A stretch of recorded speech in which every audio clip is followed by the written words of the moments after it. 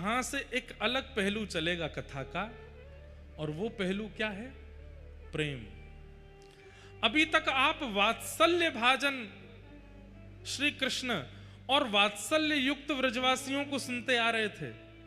वात्सल्य मतलब लाला को भाव, सखा को भाव। लेकिन अब आएंगे निकुंज के श्री कृष्ण, माने प्रेम करने वाले श्री कृष्ण।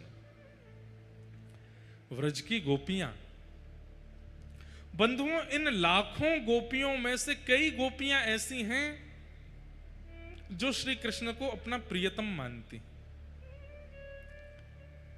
ठाकुर जी की अवस्था 7.5 वर्ष की है। कितने वर्ष की? और 7.5 वर्ष के ठाकुर जी से 80 साल की, 90 साल की, 100 साल की, 110 साल की, 120 साल की गोपियां प्रेम करती हैं। रास में जिन गोपियों को प्रवेश मिला है, उन गोपियों का यह भाव है। प्रीतम तू मोहे प्राणंते प्यारो, प्रीतम तू मोहे प्राणंते प्यारो, तुम मेरे पुत्रिन में बसत नित, तुम मेरे पुत्रिन में बसत नित, मैं तब अखियन तारो,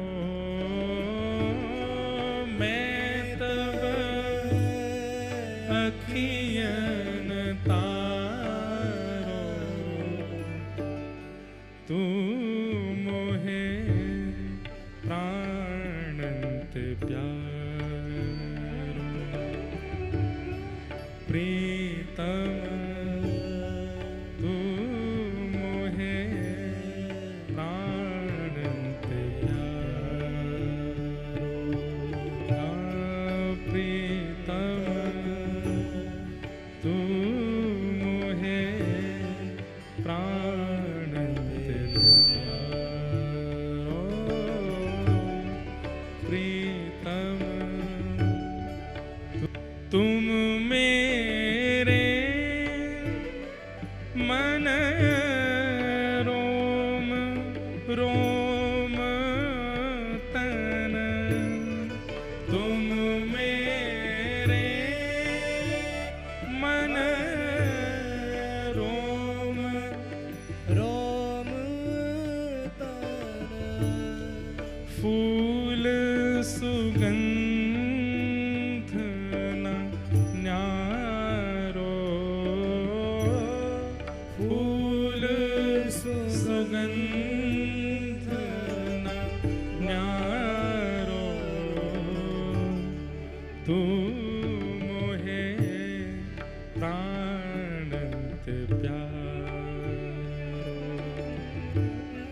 प्रीतम तू मोहे प्राणंत प्यारो, हे प्रीतम तू मोहे, प्रीतम तू मोहे प्राणंत, तुम्हरे मैं बन माल कंठ की, तुम्हरे में बन माल कंठ की, तुमने नैनन कचरा कारो, तुमने नैनन कचरा कारो, हाँ मैं मुख मुख चंद्र में हास्य चंद्रिका, मैं मुख चंद्र में हास्य चंद्रिका, सिंधु लहरी नहीं न्यारो, सिंधु लहरी नहीं न्यारो, तू मोहे प्राणंत प्यारो, प्रीतम तू मोहे प्राण। इसमें अब ये ऐसा भाव है, इसमें सबका प्रवेश नहीं हो सकता। अब ये गोपी की मन की स्थिति है, वो ठाकुर जी के प्रति अपने प्रेम के शब्दों को पिरो रही है। और एक बात मैं कह दूं कि जहां कविता बन जाती हो, जहां शेरो शायरी बन जाती हो, और वो कविता वह शेरो शायरी समझ में आ जाती हो, तो समझ जाना कि वो संसारी बात कही गई है। लेकिन जहां प्रेम की बात कही जा रही हो तो लगेगा कि समझ में आ रही है, लेकिन समझ में आएगी नहीं। वही तो प्रेम है। गोपियां प्रयास तो कर रही हैं अपने प्रेम को व्यक्त करने का, महाराज जी के शब्दों में वह प्रेम प्रकट हो रहा है, लेकिन वो सबके समझ में आने वाली बात नहीं है। और सबके समझ में आ गया तो ये प्रेम कैसा? उपमाएं ऐसी ऐसी दे रही हैं, वो सुनने के योग्य हैं। बस ठाकुर जी से प्रार्थना करना इस भाव को सुन के कि ये भाव हमारे चित्त में प्रकट हो, ऐसा प्रेम हमारे चित्त में प्रकट हो। मैं तुम रे बन माल पुष्प मधि, मैं तुम रे बन माल पुष्प मधि, धागा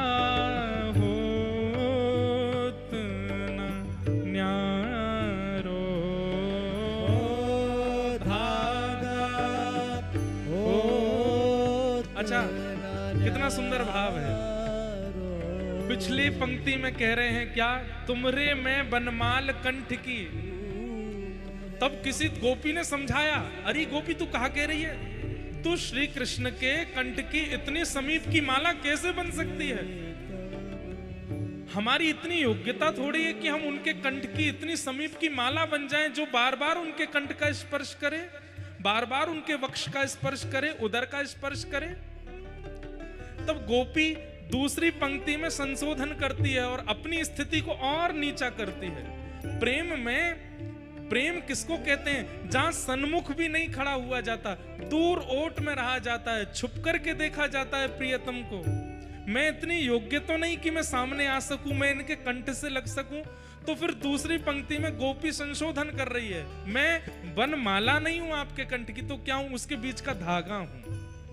मैं तुम रे बन माल पुष्प मधि, मैं तुम रे बन माल पुष्प मधि, धागा होत ना न्यारो, ना न्यारो, धागा होत ना न्यारो, तू मोहे प्राणंत प्यारो, प्रीतम तू मोहे प्राणंत प्यारो। वंशी सुधा अनुराग राग में, वंशी सुधा अनुराग राग में वंशी सुधा अनुराग राग में वंशी सुधा अनुराग राग में पद्म गंध नहीं न्यारो पद्म गंध नहीं न्यारो तू मोहे प्राणंत प्यारो प्रीतम तू मोहे प्राणंत प्यारो तुम रुचिकर श्याम तमाल तरुण तुम रुचिकर श्याम तमाल हाँ तुम रुचिकर श्याम तमाल तरुण तुम रुचिकर श्याम तमाल तरुण मैं बिलुलत बेल न न्यारो मैं बिलुलत बेल न न्यारो तू मोहे प्राणंत प्यारो प्रीतम तू मोहे प्राणंत तब मुख सुख अरविंद सदन में तब मुख सुख